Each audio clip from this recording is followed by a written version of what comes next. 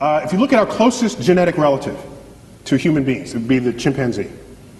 We share like 98+% identical DNA. We are smarter than a chimpanzee.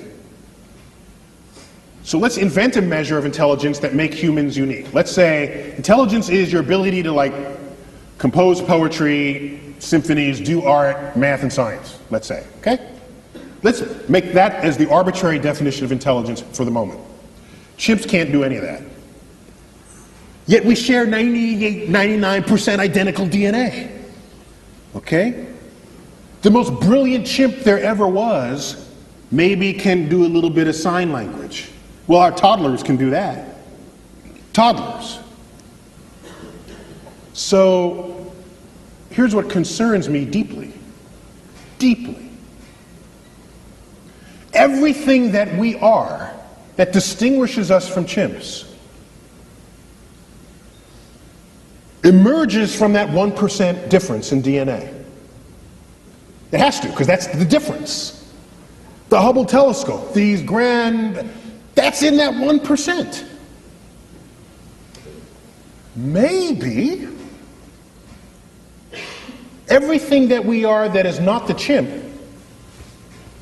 is not as smart compared to the chimp as we tell ourselves it is. Maybe the difference between constructing and launching a Hubble telescope and a chimp combining two finger motions as sign language, maybe that difference is not all that great.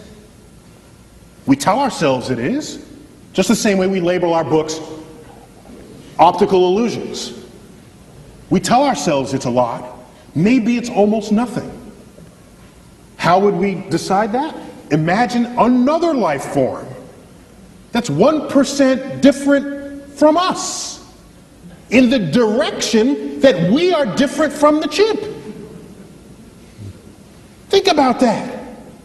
We got 1% difference and we're building the Hubble telescope. Go another 1%. What are we to they? We would be drooling, blithering idiots in their presence. That's what we would be. They would take Stephen Hawking and roll him in front of their primate researchers and say, well, this one is like the most brilliant among them because he can do sort of astrophysics in his head. Oh, isn't that cute? Little Johnny can do that too. Oh, that's so nice. Oh, in fact, Johnny just did that. Let me get it. It's on the refrigerator door. Here he is. He did it in his elementary school class. Think about how smart they would be. Quantum mechanics would be intuitive to their toddlers. Whole symphonies would be written by their children and, like I said, just put up on the refrigerator door the way our pasta collages are on our refrigerator doors. So the notion that we're going to find some intelligent life and have a conversation with it? When was the last time you stopped to have a conversation with a worm? Or bird? Oh, well, you might have had a conversation, but I don't think you expected an answer, all right? So, we don't have conversations with any other species on Earth with whom we have DNA in common. To believe that some intelligent other species is going to be interested in us enough to have a conversation?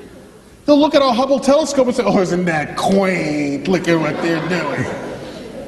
So I lay awake at nights wondering whether simply we as a species are simply too stupid to figure out the universe that we're investigating. And maybe we need some other species, 1% smarter than we are, for which string theory would be intuitive, for which all the greatest mysteries of the universe, from dark matter, dark energy, the origins of life, and all the frontiers of our thought would be something that they would just self-intuit. I'm jealous of that possibility because I want to be around for those discoveries. Thank you all.